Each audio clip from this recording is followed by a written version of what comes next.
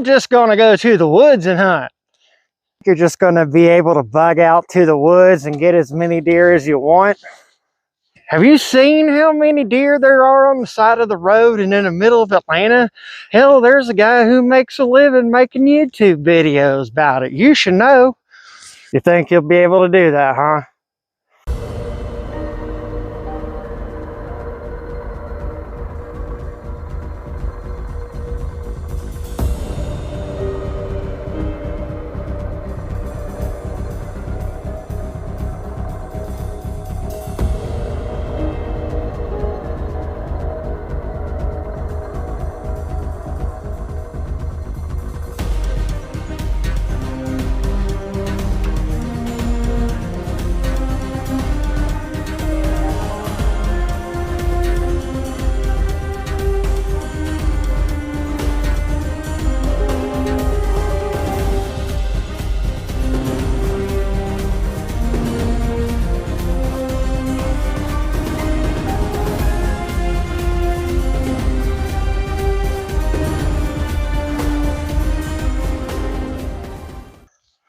What's going on, guys? Welcome back to the channel.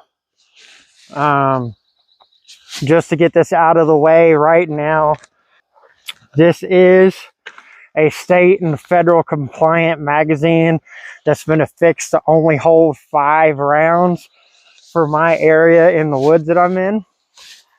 Not only that, weapon is amber.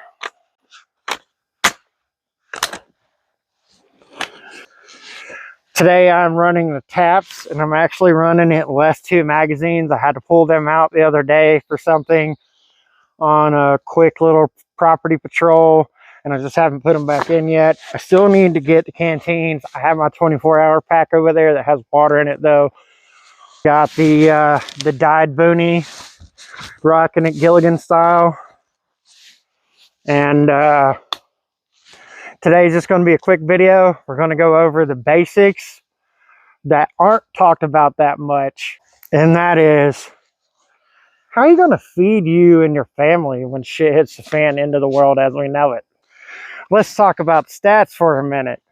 The last time that the deer were almost depleted as a resource was back in the 1930s. And at that time, the population was 1/3 of what it is now in the United States. And then the white-tailed deer's home range, they were almost wiped out. They were dropped down to 300,000 deer estimated left. Well, 300,000 deer sounds like a lot. There's 30 million deer estimated now as of last hunting season. 30 million versus 300,000. They were almost wiped out. Everyone says, I'm just going to bug out to the woods. I'm going to kill what I need to eat, and we're going to survive. And you might be able to do that for a very short amount of time. Yes, there are plenty of deer on the side of the interstates, on the side of roads, living in the middle of metro Atlanta and other places like that. But the reason that they're there is because there's no hunting pressure. Next to nothing. So if that's your plan, let me tell you, it's not going to work for long. I'll give you an example. Last year, now granted, I didn't spend every moment that I could have been in the woods. My family wasn't starving, so I didn't have to hunt as much. But I started from the opening day of bow season and went to the closing day of gun season. I saw a fawn and her mother opening day of bow season, and that was it. I never saw another deer while sitting in the stand. Sure, I saw plenty from the vehicle running across the road. My dad killed several. My son killed a couple. I didn't get any. My dad's hunting on his private property. I'm hunting on the WMA.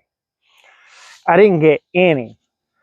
Yes, I wasn't trying as hard as I could have been, but I use deer meat to feed my family, and I didn't get any last year, and that's with a population of 30 million, and it's because of the hunting pressure.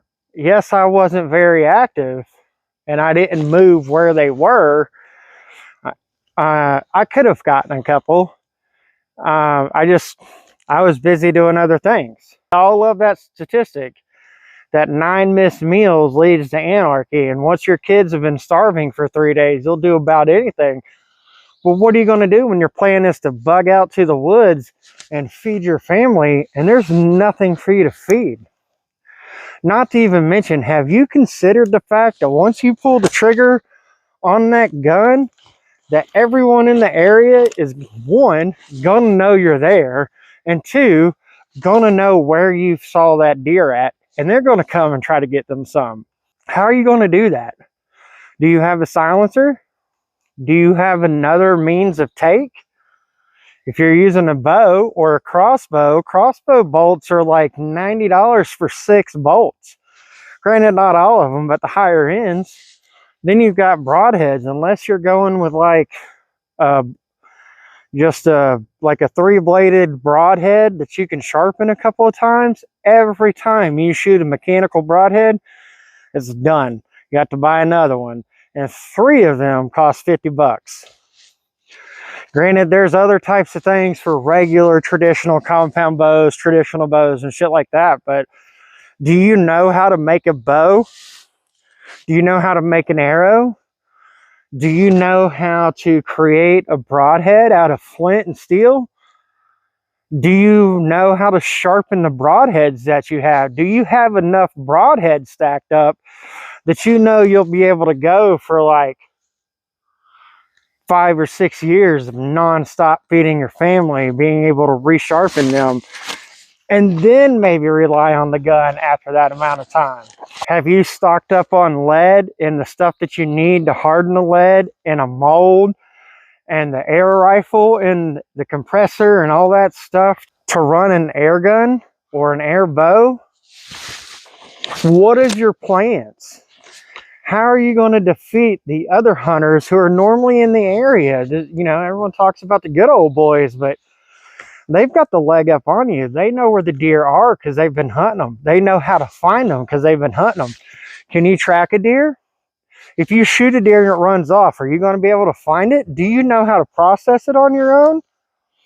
Like, these are things that people don't consider. It's like the whole thing of being an operator or LARPerator, as it were. And, well, I got the Gucciest shit, I'm just going to be able to go out and do it. Are you? You think you are? I know you think you are, but are you? Risky Krisky posted a great video about knowing the basics, you know, and this goes into it. Do you have a plan for how you're going to feed yourselves? Are you stockpiling food? Or are you doing a food in the garden and hunting? If you're poor like I am, yeah, you're stocking some food, but you're growing it and you're hunting it.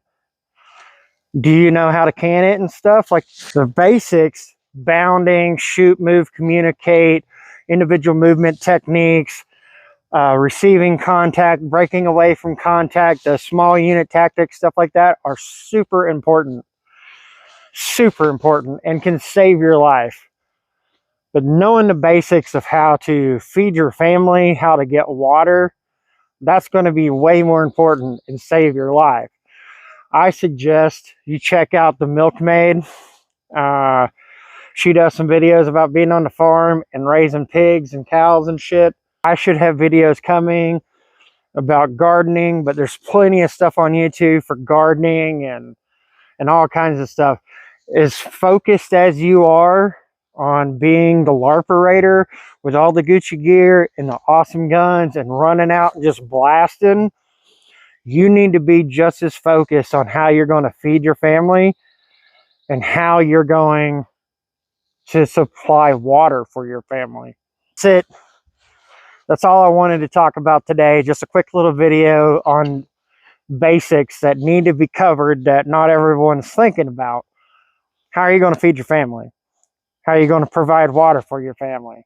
What are you going to do when you start running low on ammo for the pew pew and you still need to feed your family? Till next time, guys, stay ready so you ain't got to get ready.